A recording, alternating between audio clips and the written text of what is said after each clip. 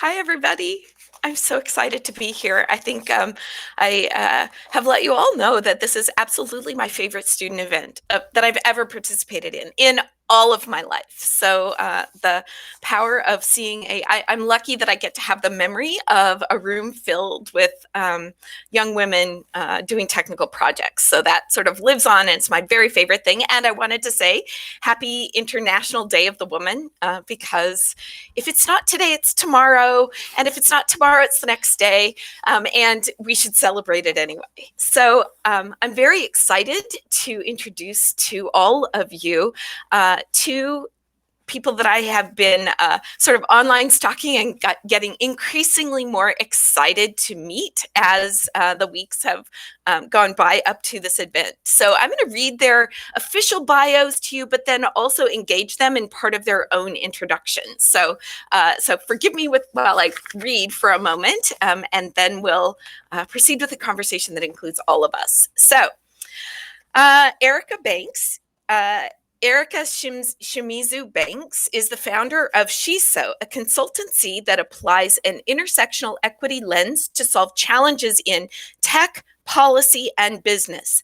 She was named a Forbes 30 under 30 social entrepreneur and is an expert in inclusion and tech policy, having served on President Biden's Innovation Policy Committee and led diversity and equity initiatives on Google's legal team, among many other experiences and accomplishments. Welcome, Aerica. So this is an incredibly diverse panel of skills and experiences, and I see that you are, fairly recently starting a consultancy. Is that true, Shiso?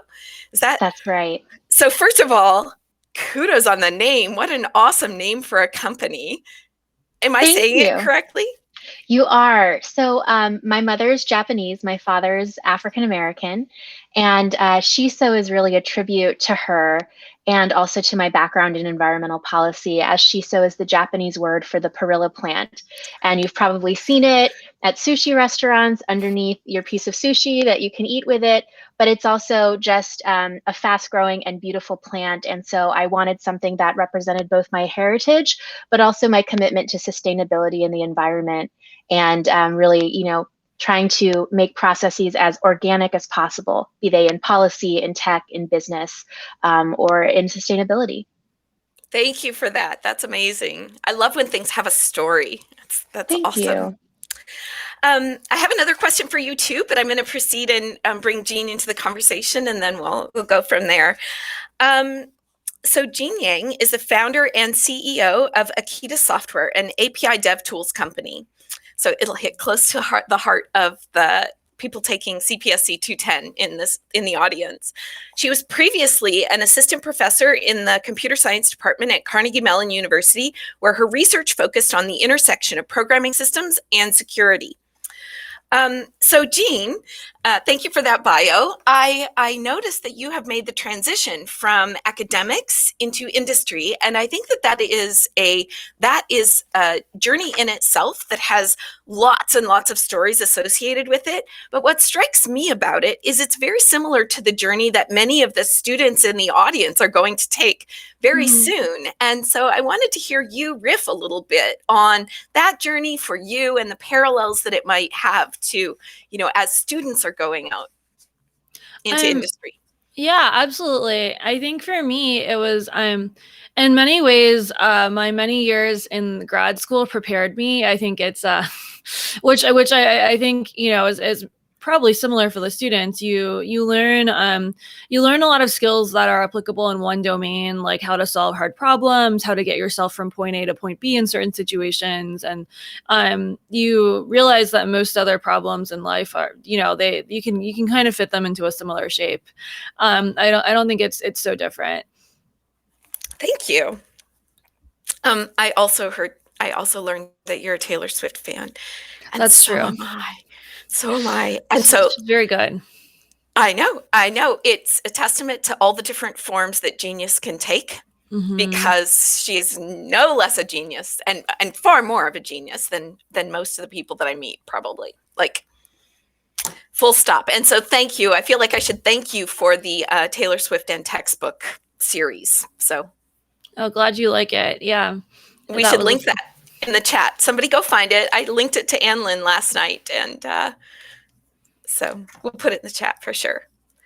Okay, so I wanted to start the conversation just to help us get to know each other a little bit. And I know one thing that's incredibly important to me is my tribe. That is the people around me who support me in lots of different ways, and they might not even know that they're doing it, but they're the people that I truly love in my journey. And I wondered if each of you would tell us a little bit about your tribe and what your network looks like, basically. So Aerica, will you start? Happy to, and thanks for that question, because I think throughout my life, the support of women has been key to not just my professional successes and my career mobility, but to building community and finding real solace at the most challenging points in my life. My first mentors were all women. Not to why not just go there? I love to tell stories and get vulnerable. So I hope you all are okay with that.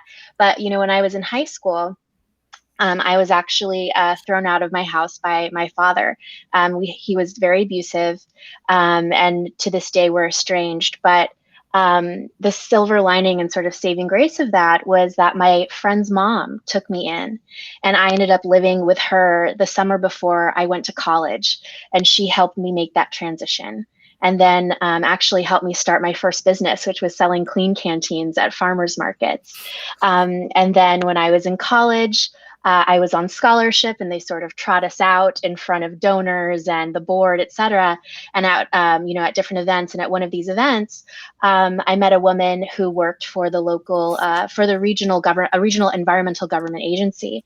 And she said, I really like you. I'm gonna build a scholarship. I'm gonna build an internship for you. And you hear that and you're like, wow, that's amazing, but you don't actually expect someone to follow through. The next year she did. And I was able to start at the Puget Sound Clean Air Agency as the very first environmental justice intern.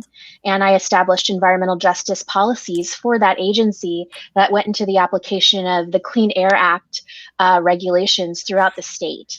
And that really was sort of the turning point in my career and led me down this environmental policy track. I still keep in touch with these women to this day.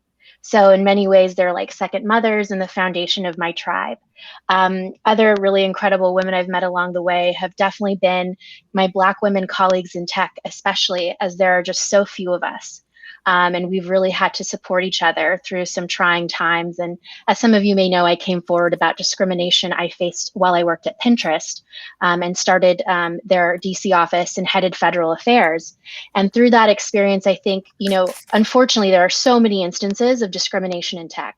And as folks embarking on your careers in tech, it's important to know what you're up against. But I think you should also know, and I think what made our story, myself and Ifoma Ozoma's story, who also came forward with me at Pinterest, so special, and what made such a mark in the media and the industry, is that we came forward together. And that solidarity, that unity, and that support is so necessary, not through the trying times, but also through the triumphs. And so, my tribe, I'm so fortunate, is vast. I've lived in Japan, I've lived in Europe, I've lived all over the United States. My friends are all over the world, but what unites us is very much a sense of social justice, of trying to do some good in the world, of good music, and of supporting people at their most trying times. So I kind of encourage the audience to take just a minute and reflect on 3 people in your tribe. Just take 30 seconds or less, and think about 3 people who you consider to be in your tribe. What I wish we could do is take all of your imaginations and connect the people and draw a graph of what that looks like, because I think that would be an awesome visualization. And I hope that a few of your moms are included in your tribe. Jean, will you talk to us about your tribe? Yeah, absolutely. One of my college roommates, one of her friends calls this the super best friends network, because, it's sort of this transitive group of people, and they're really good female friends who all support each other. And I think that, like Aerica, a couple of my very key early mentors were women. But, she's already talked about the impact of that. So I'll just talk about, my peer friends who have been really crucial. So I've been in male dominated field. Like I've been in a male dominated field for most of my career. Most of my college classes were primarily men. In grad school, I think there were 2 other women on my entire floor. I think there was one conference where you could count the number of women among hundreds of people on one hand. And so, most of my mentors starting in grad school were men. Most of my work friends were also men, but my tribe of women were always really crucial for me. Feeling like some of the things I experienced or some of the ways the world engaged with me were normal. Because I think you could be going through a very, very, very similar experience with someone, but they come, they're a man or they come from a different country or, just whatever the difference is. And your views on certain things will just not be the same. And so in college, I was, my roommates are my best friends. We still talk very regularly. If any one of us has an issue, the rest of us will fly across the country to be there for them. And in grad school, it's very similar. I had a group of female friends who were all PhDs, who were all scientists, and that was I think the group of people I still feel like to this day understand me the most, because my college roommates were great, but they were all in the humanities. So just, again, very, very different life experience. Like the distance between me and them were often as big as the difference between me and, male colleagues or colleagues from other countries or something like that. But my grad school friends, many of them are professors at universities now. We were all in pretty male dominated labs. And we text like almost every day still, especially during lockdown. It's not just about work stuff. It's really, like what recipes have we found? Did anyone come up with beauty tips that save time? It just, I think it's really it's really nice to just have that additional stuff in common, besides what goes on at work, or we'll also talk about promotions or what to do about people who work for us, or like what did you do about the case when your admin didn't do exactly the thing you wanted, like the there's normal work stuff, but I think the human aspects are really important as well to connect on.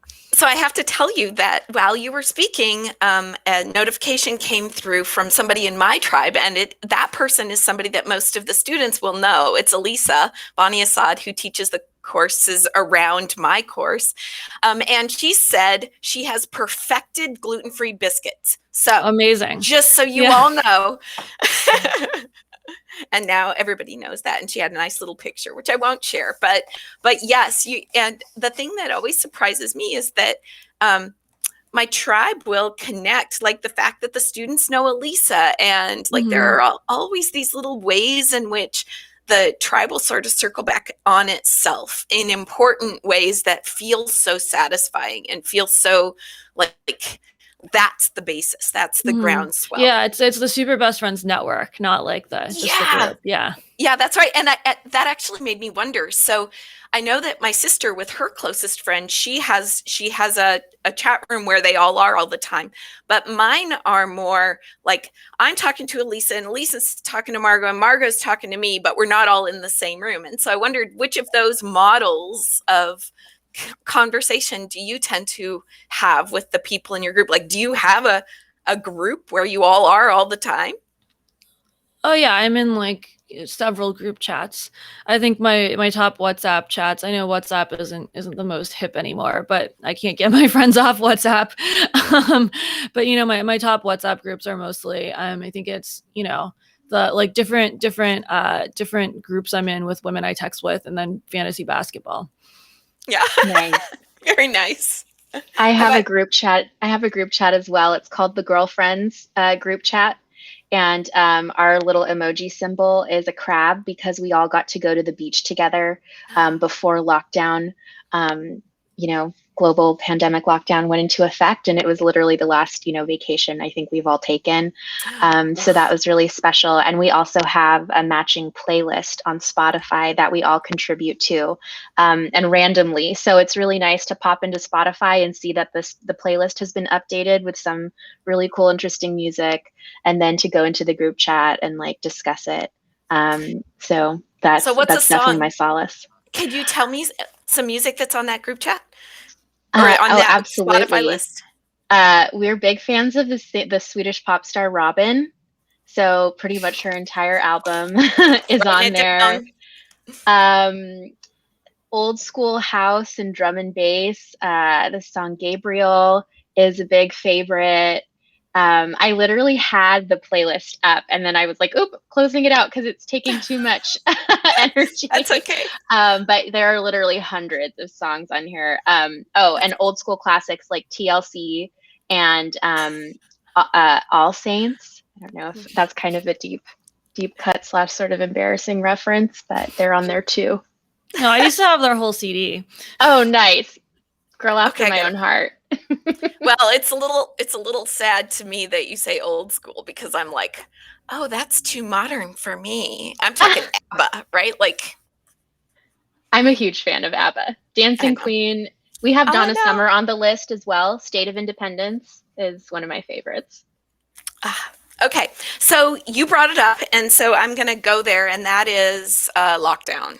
So I wanted to tell everybody that I was thinking about it this morning when I rode my bike into the office, that I think cmd-f last year was the last time I hugged somebody who's not in my family.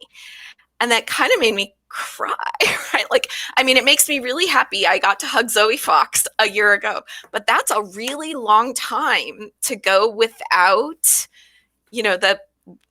the intimacy of friendships, right? Like, so I want to, instead of that, focus on the hope and, get you to talk a little bit about, your dreams and hopes and how you think things will be different in the after times. Will we be different? So Jean, do you want to start this one? Yeah, sure. I think that I'm one of the rare and lucky people for whom lockdown just like opened up a whole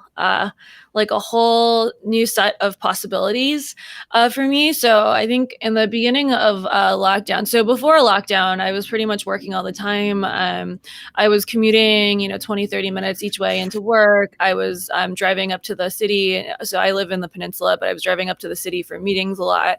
So most of my days were just like pretty much filled with working and commuting. And I didn't really see friends very much at all because there's just not time. And when you're already spending so much of your life driving around, you don't really want to do another trip across the Bay Area just to see someone for, an hour or two. And so at the beginning of lockdown, I sort of realized that there's this whole world of people available to me that just weren't before. I developed a few side projects. So I like also not commuting gave me a ton of time. So I don't have kids. I don't have anyone really to take care of besides my cat. So I just had a lot more time and a lot more bandwidth. And so I started a matchmaking hobby on the side. So if you go to jeandate.com, it started out as a joke. I set up two of my friends because I was just like, this is interesting. I feel like Zoom dating would be really interesting. I'm not single, but I just thought it was an interesting vicarious like thing to convince them to do. But they had a blast. They talked for 3 hours, and I posted about this kind of tongue in cheek on Twitter, like, hey guys, I'm a really good Zoom matchmaker. You should come to me for your needs. But then people started texting me that, Jean, I'm really lonely. Do you have anyone to match me with? And I was like, I haven't even talked to most of my friends for like years. Like I've been really busy. So I put out a Google form on my Facebook, and 3 days later, 80 plus people had signed up for matchmaking. So I had to make that site jeandate.com because there were so many FAQs. People were like, what is a Zoom date? And I was like writing the same text over and over again. I was like, I don't have time for this. So that happened. That was really interesting. And I think that a lot of my friends have very little kids, and it's the same. Like they haven't. Well, that's actually a lot of the reason I haven't seen them for a few years either. But you know, it just like the like little interactions that people started having at the beginning of lockdown, I was like, this is much more sustainable for me, as someone who's starting a company who, like, you know, lives apart from many people who have been in my life before.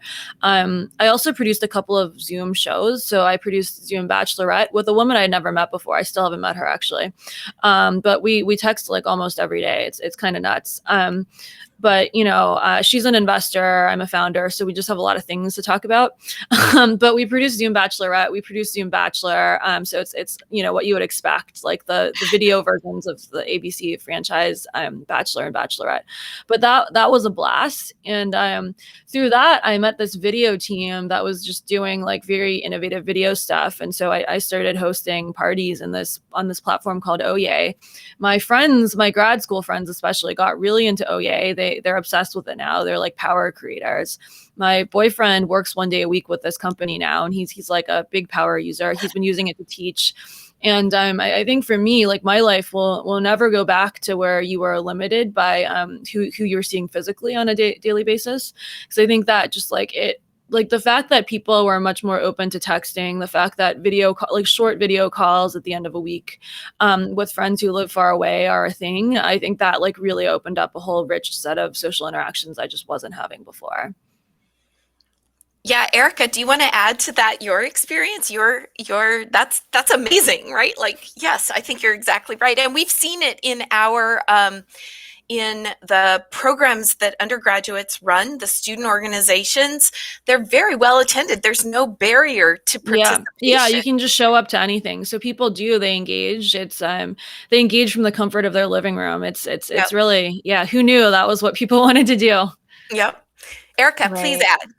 Absolutely. You know, I have learned so much more about accessibility policy and accessibility practices during this period, because all of these options that folks in the disabled community have been asking of event organizers, right, and you know, employers to implement for so long are now standard practice. So I hope that continues, and you know, selfishly or you know, beneficially, that's really helped my business expand as well, to be like, you know what, beyond, in addition to race and gender, let's make sure to talk about accessibility, and let's implement that lens. So similarly, so much of what Jean said resonated with me, because I too, you know, pre-pandemic, when I was working in tech, you know, I was basically commuting cross country every month, spending a week in San Francisco. I'm based in Washington, D.C., and then traveling around the country and sometimes globally for my work in addition to that. So I'd say I spent about half to 3/4 of the month on the road for over a year. I racked up awesome miles, which was great. So much so that I was able to fly my mom and myself to Japan first class for free completely. So, you know, there are some perks, but I was really tired. And on top of that, because I work in policy and tech, a lot of my work had to do with, you know, kind of advocacy related activities. So you're doing a lot of schmoozing, you're going to networking events. My day was usually, you know, 9 to 5, 6 in the office, and then you go to a happy hour, and then after that you go to a dinner, and then after a dinner you go to after drinks, and then perhaps there's a gala or a fundraiser or something like that. So, you know, I was doing like 16, 18-hour days regularly for years, and was just, I tricked myself into thinking I was an extrovert because of that, because I was just meeting so many people constantly. And once, you know, that ended, I was actually quite relieved, I have to admit. As my time at Pinterest was winding down, it coincided with the shutdown orders in the Bay Area first, and then in DC. So I had time for the first time in years to really kind of reflect on my career, on my personal passions and hobbies. Jean, I was taking so many notes while you were speaking about all the different things you started. I love policy, I love tech, I love these industries I've been lucky to be a part of, but I'm also a musician. I've been a singer-songwriter since I could talk, and was in bands since I was in high school, and did audio engineering in college, and a lot of that took a back seat to my policy career. And so during this time, I've been more active in the art collectives that I was a part of. And I'm in one group called the Color Curtain Project. Our sort of foundational theme is this 1955 conference that took place in Indonesia that united post-colonial, newly independent countries from Africa and Asia together to sort of chart a future together. And this was the start of the non-alignment movement. And so we do performance art and create a book every year reflecting on this conference and what it means, especially in this era where the Asian community is suffering from so much anti-Asian racism due to the disinformation around the pandemic and its origins. And of course, especially in the US, the Black community is suffering from the exacerbation of structural racism and anti-Black violence, especially from the police. And so we felt it was really important to reflect on these themes through art. And so I've been able to develop my creative writing and my music to address these themes. I have a project coming out with the Smithsonian later this year called Brave Space, which brings together Asian women and gender non-binary folks together to create art to reclaim healing and meditative practices in the Asian community. And so I'm really excited to produce that and have that come out. And in addition, I started my business this year. And I think, you know, typically it would be terrifying to do so, but what so many women, especially Black women in the US, find themselves in is a state where, you know, the system wasn't made for us in so many ways. And sometimes it's better off to chart out your own path. And that has been extremely beneficial for me, not just in able to kind of reclaim my time and set my own schedule and center my self-care and healing, but also to, you know, really work on the things that I care about in a way that it's so many companies and orgs, it's like, oh, it's a side project to work on diversity, or it's a side project to work on small business outreach, even though creators are so key to platforms and small business owners are so key to platforms. So to be able to focus on those things now is such a blessing and also a value add when to everyone else it continues to be a side project. So I'm astounded. And I feel like there are about 8 different ways I can take the conversation, and one of which I'm not going to take it, but I want to say it just because I think it's an important message for especially students to hear. And that is that I want to point out that a common theme in what both of you have said is that it's not all about the confines of the definition of your work, that it's valuable and in a sense essential to explore the edges of your work and ways that you want to engage intellectually with arts, with creativity, with social opportunities that are not necessarily exactly what somebody else is asking you to do. I completely agree with that. And so a fun side fact is that Zoom Bachelorette is what led us to pivot the go-to-market for my company. And so we were selling really top down to like chief information security officers and people at the top. And I had been wanting to do a developer first, bottom up, like, you know, developer community-based thing. And I didn't quite know how, but when one of my investors saw what I was doing with community online with Zoom Bachelorette, with Gene Date, with just my side projects, he was like, you need to be doing it this way. And for me, I think it really just broke open the side of me that I really hadn't tapped into. And so I think for me, creative projects are really key to just playing with parts of yourself, or that didn't sound quite right. Playing with parts of your interests, or, you know, parts of your self-expression that don't come out in your everyday work. But yeah, I think that to me, side projects have always been a key exploration of creativity that isn't just a side thing. So the other place I want to take this, so completely agree. And I think that undergraduates especially cannot hear this message enough, right? Like they hear, all they ever hear is, you gotta get A's. And I want to erase, can we erase that audio? I don't ever even want them to hear it, right? Like, yes. Yeah, although do it all. The other thing I also have a lot of conversations about is it is good to be clear what's your main thing versus what's your side project, because I will also see people who go too far the other way, and then everything is a side project and they haven't committed to a main project. And I think it's very good to have, this is what I'm about, but I will give myself space to do other things. Absolutely. I'm such a yes and person. I think it's like, yes, have kind of a main focus and a main goal. I'm one of the few graduates, I think, that kept my major all 4 years. I knew what I was coming into. Yeah. I knew what I wanted to come out with. At the same time, I was president of the Young Democrats and of the Environmental Club and like all these other things. And I did audio engineering and I had a band and we'd perform at, open mic nights at night. And I did study abroad and all of those things. But the through line, was my degree and those related things. But I think too, now that I'm in my early 30s, you will not, I know this to be true, you will not have the energy you have when you were in college. You just won't. So truly do it all, because there will come a time when it's not sustainable to stay up until 3 a.m. or 4 a.m. or pull an all-nighter and then come into class or work at 7, 8 a.m. and just rock it. That will not happen. And it really shouldn't after a certain period. So I'm glad I had that time to cultivate all my interests and get all my energy out when I was younger, so I can prioritize now.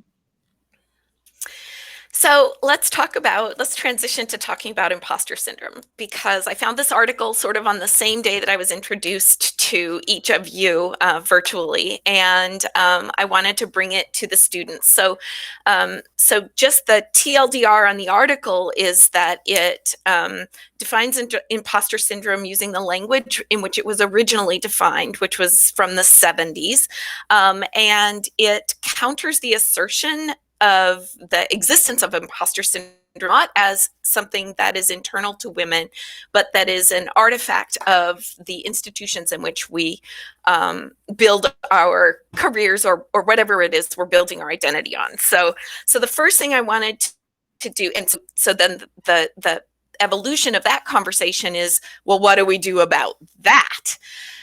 So I wanted to start the conversation with a little bit of a discussion about what is imposter syndrome. So do you mind each of you give me a one sentence description that you think captures your understanding of imposter syndrome? It doesn't have to be textbook. Don't Google it. Just sort of, what does it mean to you? And I challenge the students actually to be thinking about this too, because it's now vernacular, and I want to hear what it means. Well, I think, sorry. Yeah, go ahead. I'm sorry. I'm supposed to engineer this. That's in my job description. So Jean, you go ahead. Yeah, well, I think it's not believing that you have what it takes to get to the other side, to the degree that it prevents you from getting to the other side and whatever the thing is you're trying to do. Aerica? And I'd say 2 kind of aphorisms. 1, fake it till you make it.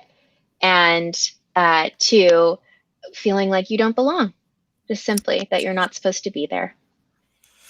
Okay, so yeah, right, exactly. So belonging, we could do another whole panel on belonging, and I hope that some of those issues come out here. All right, so this article talks about the institution. It was in the Harvard Business Review, and the authors I didn't write down. I'm sorry. I should have. That's oversight. So actually, one of them is a Twitter friend of mine, and she might actually be on this. She might be in this conference because I tweeted about this and how excited I was that we'd be talking about her article. And that's Ruchika Tulshian. Hi, Ruchika, in case you're here, and Jody Ann Bury. Oh, thank you. Thank you covering for my my not doing my job. Oh my gosh, I'm not qualified. Oh, hardly. No. There's so much. Oh, I get it. That was a good That's time. meta. That's being meta. Okay. All right. So even as we know it today, imposter syndrome puts the blame on individuals without accounting for the historical and cultural contexts that are foundational to how it manifests in both women of color and white women. All right. So what do we do? What are your thoughts? I'm happy to start. Yes, please. So I loved this piece so much, and when it came out, I actually tweeted to Ruchika and just out there into the Twitterverse, I wish I had written this. And I felt the literally, same I had way. actually been, right? And I actually seriously had been working with a client on creating an article like this and publishing it, but it was just so hard for us to capture all of our rage at this term. Honestly, it's a term that I've bristled against my entire career. I didn't start hearing about it until I started working at Google. And despite everything that's going on, and we can get into that as well, because going back to the tribe, I'm so lucky that Dr. Timnit Gebru has become a part of that tribe and the sort of sad struggle sisterhood of women and Black women in tech who have faced, and just women in tech altogether who have faced discrimination, and we really support each other. So more on that in a bit. But with respect to that, Google was pretty good and is pretty good about developing a lot of trainings, et cetera, to address issues of belonging and inclusion. But there was one in particular about imposter syndrome, using the prevailing information of the time. This was about 6-7 years ago, right? And I remember going into a workshop and being taught to like put my like arms on my, around my, you know, like have my Pick fists up your and that's gonna space. make me feel bad. And I'm just like, when have you ever seen anyone give a presentation like that? Like if I saw someone talking like this, I'd be like, Oh yeah, that research problem? was actually even later debunked. Like they realized good to that know. it was not true. Even Good to that know. could help. Right. And so what I really appreciate about Ruchika and Jody Ann identifying here is that the onus is not on the individual to ameliorate harm. It's on the prevailing institution, and we will never make progress in the fight against racism, in the fight against sexism, in the fight against nepotism, like all of these issues, classism, if we do not address the harm inflicted by the prevailing power structure.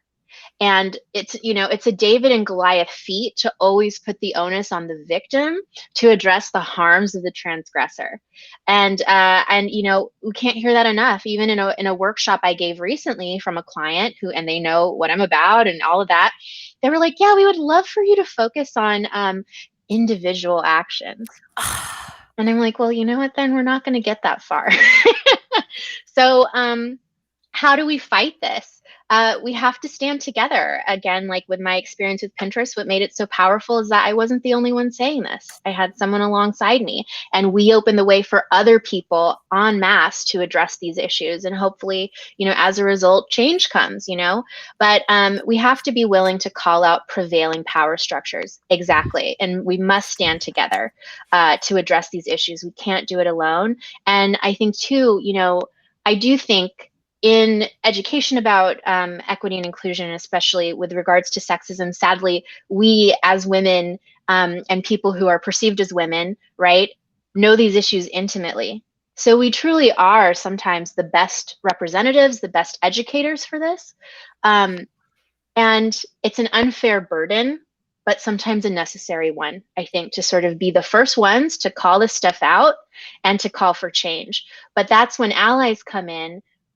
Wherever you fall on the spectrum of relative privilege from the most marginalized, to come in and say, okay, thank you for identifying this. I will now take the mantle and leverage my privilege to address reforming the power structure. And sadly, you know, we have to start it, but we need our allies and others to step in and carry the work forward.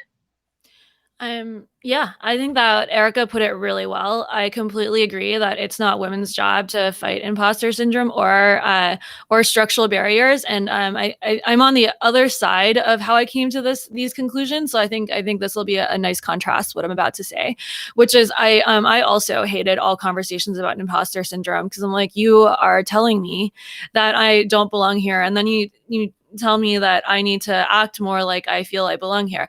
But I'm of the view that there's two ways to get to equality. One is to fight the system from the outside. The other is to gain privilege within the system and, get women in positions of power, get women in, starting companies in tech, in executive positions in tech, so that they can be role models, they can set set tone, they can set culture, they can do all these things. But for this also, the whole conversation around imposter syndrome is not that helpful in my opinion, because there's a few things. I think that, if you are to get women in these positions, the big question is, how do you get as many women locked into winning in these environments as possible? And so you kind of need to get out of the way the initial things, which is, maybe women, because we're often, I feel like for me, at least when I was in college, anytime I showed up to a computer science class, they were like, oh, is this your major? Or, in grad school, I presented a poster once, and actually another woman came by and asked me, where did I go? Like, am I really a PhD student in computer science? What did I study in undergrad? Where did I go to undergrad? What did I do in high school? And it, it kind of blew her mind. You. It blew her mind that I existed. And I think that, it was just, there's so much ingrained sexism that she's just like, she's like, well, I've been living this way. So how can you have broken out of it? But I think, for me, it was like, it's that kind of stuff that made me feel like I don't belong. Like, get rid of that. I'm fine.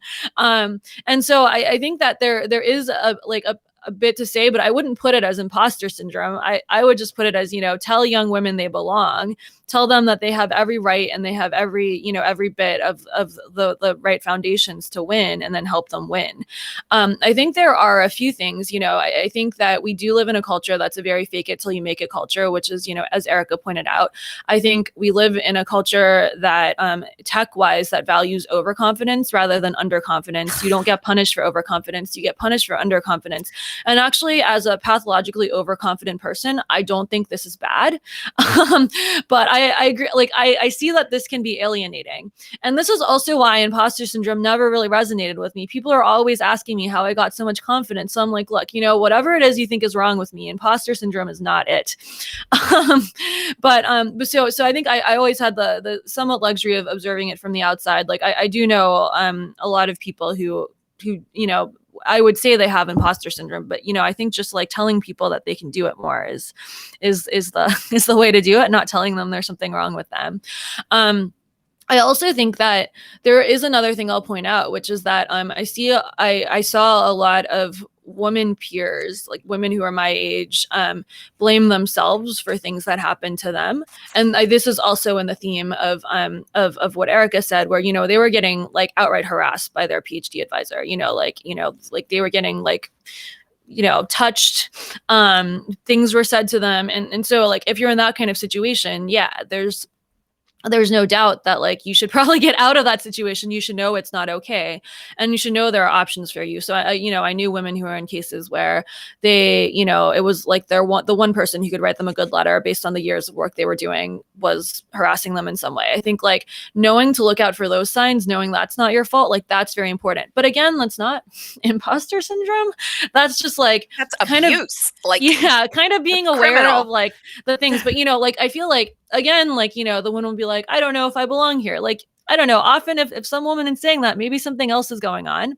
And then the last thing I will say about structural barriers is I think that making imposter syndrome a thing, again, like makes women feel like if something is not going well, then they're like, oh, maybe I just have imposter syndrome, or, oh, maybe it's structural barriers. But like actually telling, like the best mentorship I got from people when I was, coming up through the ranks was people who never let me blame something like structural barriers or, imposter syndrome for me just not being good enough at things yet. So I think that, if you're young, there's stuff you don't know, there's skills you don't have, and like you're like, maybe you are an imposter, like you like, I think, I think the like one thing that I will warn people against focusing on structural barriers too much is everyone, regardless of structural barriers, needs to overcome obstacles, needs to fall on their face, and needs to do all this stuff. And I think that one thing I worry about is young women are being told if they fall on their faces that like, oh, the world is against you. And like that is not a winner's attitude. Like, winners feel like they can win. They don't like wake up every day and they're like, everything is against me, I can't win. And I think like giving people I think it's a delicate balance between saying like, yes, there's a lot of stuff that's not your fault, don't blame yourself for it, and like, yes, there's stuff that is 100% your fault, you need to grow, the only way to overcome it is to grow.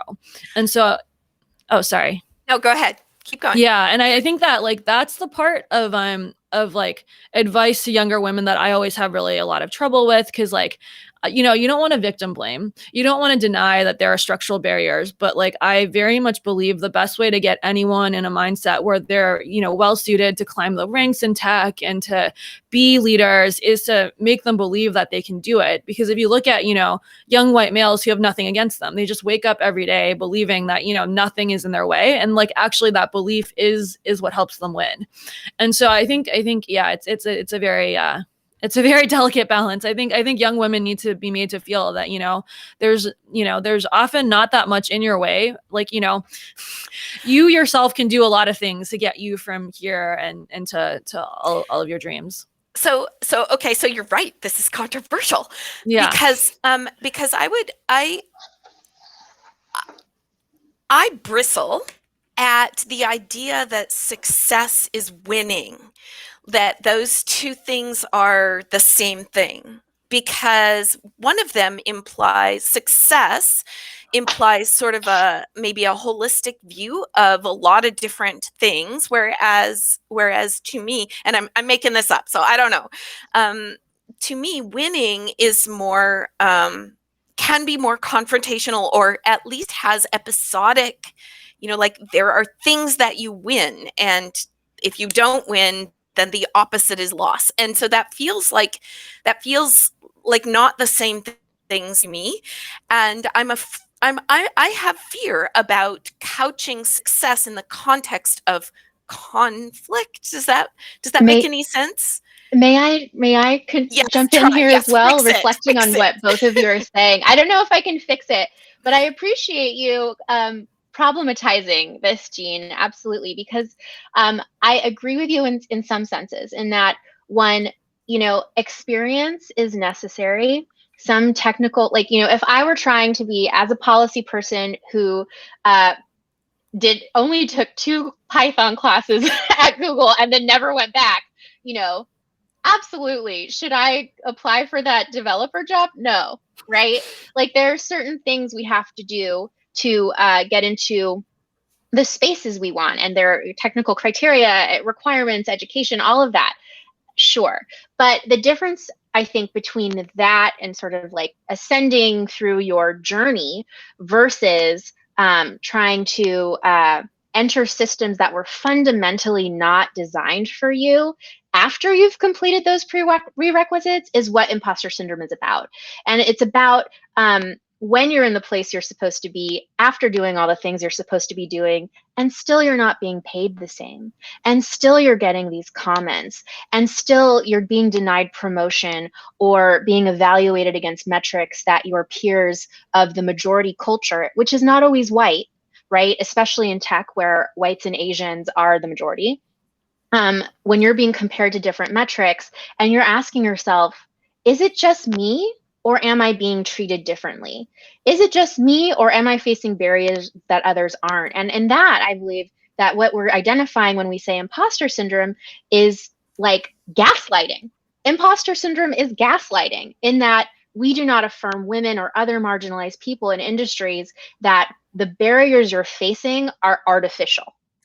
Instead, we say, and so, yeah, and so to that, I actually wanted to really quickly reference another article that I use with a lot of clients from Harvard Business Review, but by other authors. And it's called How the Best Bosses Interrupt Bias on Their Teams. It's by Joan C. Williams and Sky Mahalo. And they identified 4 distinct ways bias plays out at work and in a lot of other structures, I'm sure, in PhD programs, et cetera. 1, prove it again. Some groups have to prove themselves more than others, right? 2, tightrope. A narrower range of behaviors is accepted from some groups than others. 3, the maternal wall. Women with children see their commitment or competence questioned. And then 4, which I think really speaks to what you identified, Jean, is the tug of war, in which disadvantaged groups find themselves pitted against one another because of different strategies for assimilating, or sometimes winning, right? And or refusing to do so. And, you know, again, we have to adapt as individuals and systems, right? It's get more prerequisites. Okay, you're telling me that I have to prove myself more. I could say, screw this, or I could say, yeah, sure, I have to pass 5 tests, here's 10, right? But those are all individual strategies that we are using to survive. It's not on us to change. We do not have the power, or we do not have the responsibility, actually, to change the system beyond ourselves. And that's where leadership comes in. That's where the power structures come in. And that's why I love this article, because it says, as a manager, you cannot be a great manager without interrupting this bias. That actually, if we're looking at things holistically and how people succeed or win, sure, you can assimilate and use these typical strategies to get this result of a promotion or a raise or whatever by becoming as cutthroat as the boys, right? Or as mean as the boys, or whatever you have to do. Or you could have leadership that identifies this as problematic and that there are very many ways to succeed. Let's redefine it, and let's make sure that we're modeling this by taking accountability and taking the responsibility to clear that path forward for our students, for our employees. And sadly, it's not top down enough in the industry, in education, et cetera. And that makes us feel like it's on us.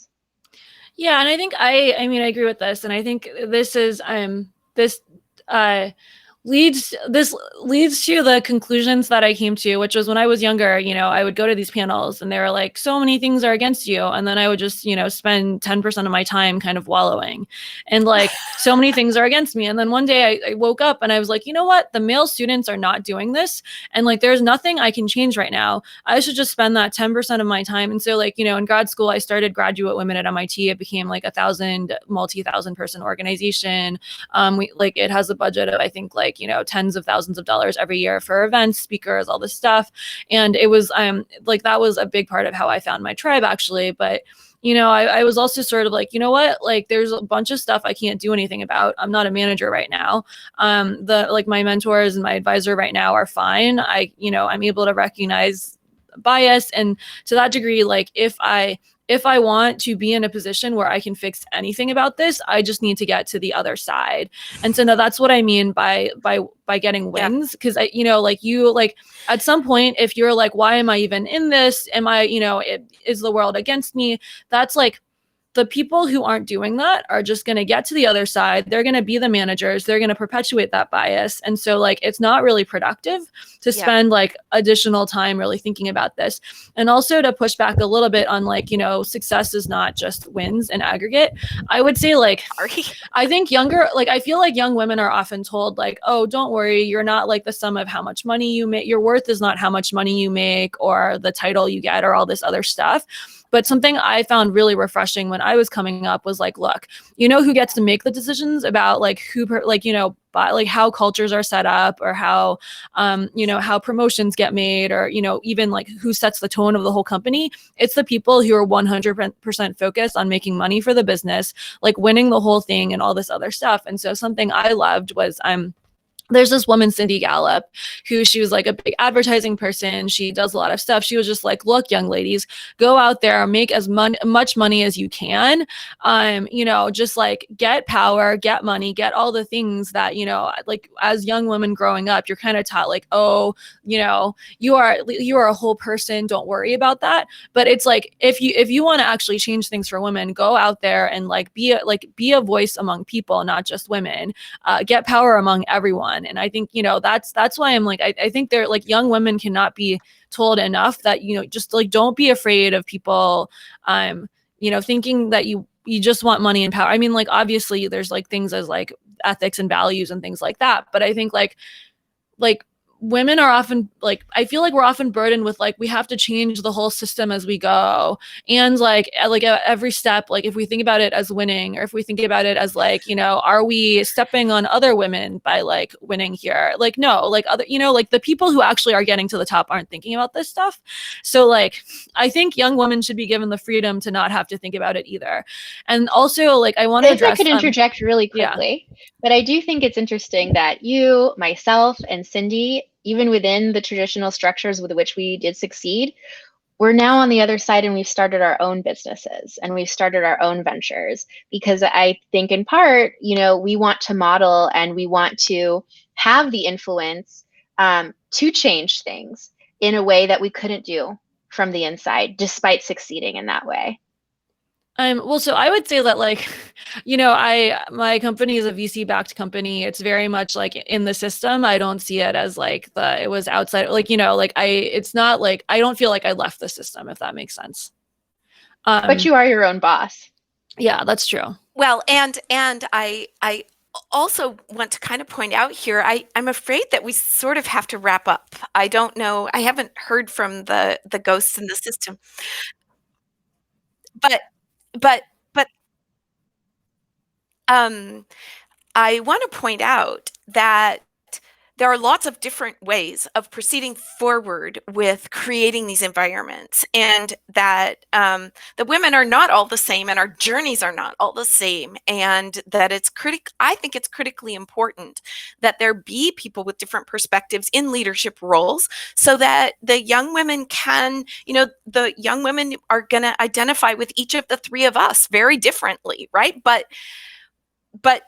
there has to be somebody for everybody. And I think it's important that there is somebody for everybody. And in order to do that, all of the voices have to be heard and validated. And yes, I don't disagree with I take it all back. I don't disagree with like couching things as winning, because that clearly works, and it will work for a good proportion of the students that are, the young women who are going to be entering into the business world. So I apologize for that, actually, and I take it back. Diverse voices are absolutely critical. So I actually don't know how to gracefully wrap this up. I feel like I could talk to both of you for literally hours here and write down probably 50 different things that each of you has contributed to the conversation. I can't thank you enough. And I really, really wish each of you well on your journey. Let's see, I wanted to close it off with something kind of light. So backing way up out of these things that live really close to our souls and identities here, I wanted to know what organizational tools you use for keeping your very busy life in line. And this is personal, like I want to know this.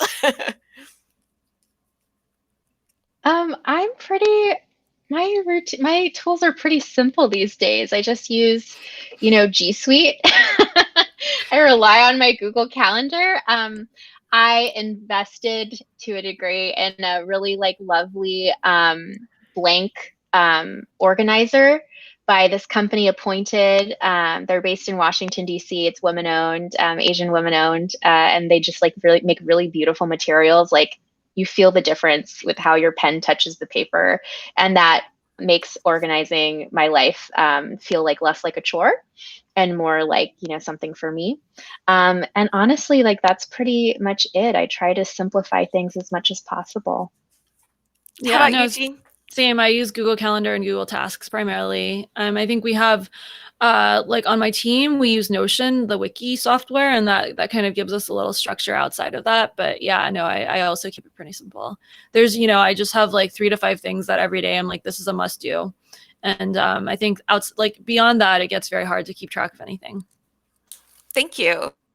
I can't, I have 30 tabs open, and it needs to improve. Okay, so do either of you have anything you'd like to say in closing? Happy to start. I'm just really grateful for this conversation. I saw a lot of questions that I think hit against what we said. And so, I hope you got some tips about how to survive in a male-dominated industry. I think you see different perspectives from me and Jean on how you can do that. And there isn't one way, which I think is a really beautiful point to reinforce. And, it's okay also if you figure out that a certain path is not for you. I say embrace the freedom and grace to forgive yourself for not fulfilling your original path and trying new things and developing new things.